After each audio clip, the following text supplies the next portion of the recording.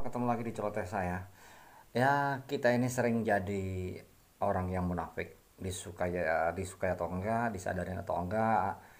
Eh, Contohnya ya, kayak saya nih, yang seorang pekerja media. Saya sering kali nulis tentang upah buruh yang nggak standar, upah para pekerja yang di bawah UMR. Padahal seharusnya saya juga nanya ke diri saya sendiri, upah saya sebagai seorang pekerja pers di media saya, tempat kerja saya layak atau belum. Ya inilah ironi ya kan, sebenarnya kalau dibilang cukup nggak cukup ya cukup aja sih, lumayan malah ya, lumayan kalau untuk ukuran saya waktu SMP dulu maksudnya. Kalau buat standar sekarang ya aduh gak bisa ngomong lah. Yang jelas kalau buat traktir Megan Fox makan seblak ya nggak cukup lah.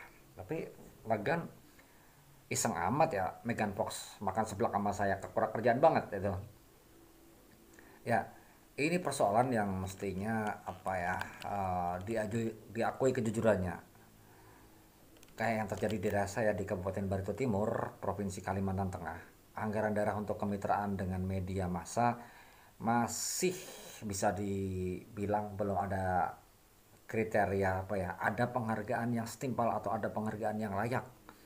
Uh, kita nulis prestasi baik dari daerah, PMK, legislatifnya ya maupun eksekutifnya, aparatur di bawahnya dan lain-lain ya sampai tingkat desa gitu.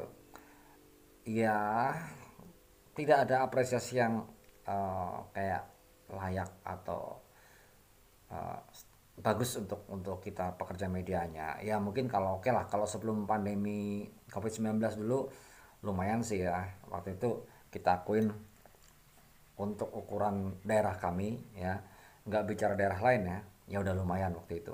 Tapi setelah covid biasanya anggaran dipangkas, kayaknya jadi keenakan, kebiasaan mangkas anggaran itulah, pangkas memangkas jadi budaya. Padahal kalau dihitung-hitung nih, kios pangkas rambut ya jumlahnya di daerah saya ini nggak sampai 100 kios. Ini hobi baru nih dikembangin nih. Ya akhirnya yang paling alasannya ya, alasannya paling-paling karena ya anggaran daerahnya kecil gitu.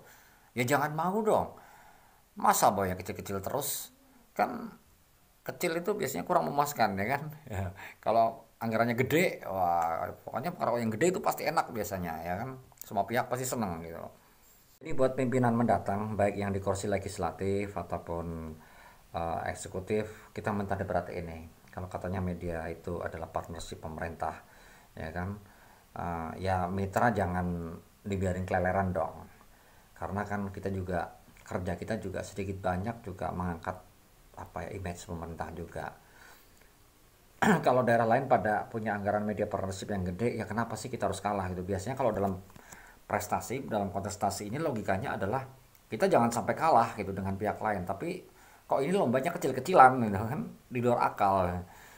Ya yang penting ada patron yang jelas dalam kemitraan ini, ada take and give yang jelas. Misalnya oke lah media juga menyajikan sesuatu yang bagus, tapi harus ada persyaratan ini yang harus diikutin ya.